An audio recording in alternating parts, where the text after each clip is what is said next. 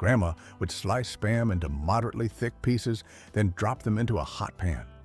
These pink canned slices would quickly turn golden brown, crispy and salty on the outside while remaining soft and savory inside. This crispy fried Spam was often served with scrambled eggs for breakfast to provide instant fat and protein, or sandwiched between two slices of rustic bread for a filling lunch. Priced at only 25 cents a can, Spam provided an important source of protein, salt, and fat, helping families maintain energy for work. Although we may have more choices today, these simple cans of meat truly saved countless families from starvation and were survival food for millions of people.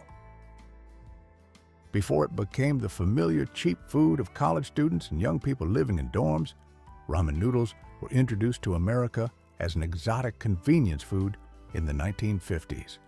Initially, it was an adaptation of imported cuisine, but it was quickly adopted by working families because of its economy and fast preparation speed. Packaged ramen was a small miracle.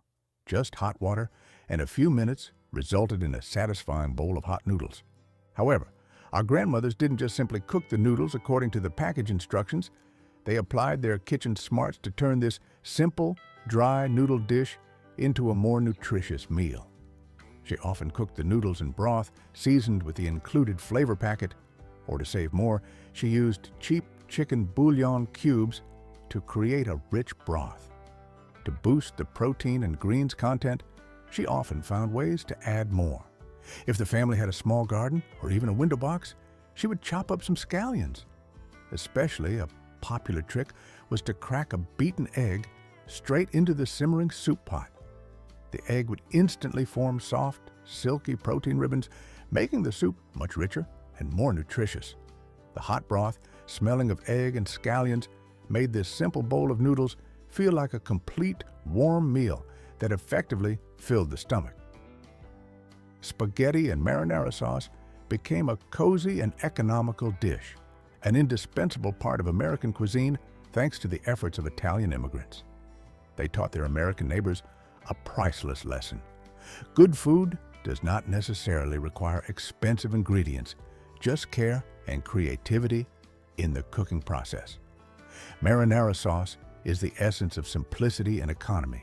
It is made primarily from canned tomatoes, an ingredient that is always cheap and available year-round. Canned tomatoes cost only 10 cents a can, an extremely affordable price to form the foundation of a big meal. Grandma would simmer the marinara sauce on the stove, adding basic seasonings like garlic, basil, and oregano. This slow simmering process allowed the flavors of the tomatoes and spices to blend deeply, creating a rich, warm sauce. Pasta itself is an extremely economical starch. A pound of pasta cost only about 15 cents and was enough to feed 6 people. This dish was a perfect meal for stretching expenses while still ensuring the necessary amount of starch to keep you full for a long time, proving that family satisfaction and fullness did not depend on the value of the ingredients. While many American families focused on canned meat or dried beans, immigrants from the Middle East brought another cheap and extremely effective protein solution, shakshuka. This is an economical dish, using eggs as the main protein source. Shakshuka is proof that you can create a dish with exceptional flavor that feels luxurious, even though its ingredients are extremely humble. The recipe is simply eggs poached directly in seasoned tomato sauce. The sauce is usually made from canned tomatoes, seasoned with basic spices like chili powder and cumin. Shakshuka has a big practical advantage. It's a one-pan meal, very convenient and fast. Grandma gently cracked each egg directly into the simmering sauce. The eggs would cook slowly in that warm liquid, creating a golden, rich yolk and soft whites. This dish provided necessary protein and vegetables, and was often made whenever eggs were the only protein they could easily and cheaply afford. In terms of cost, shakshuka was almost free to make. We have finished exploring the 25 dishes our grandparents cooked for survival during hard times. If this journey back through memory lane has brought back warm images of your grandparents' kitchen, please hit the like and subscribe buttons to join us as we continue this journey of discovering, preserving and honoring this precious past legacy.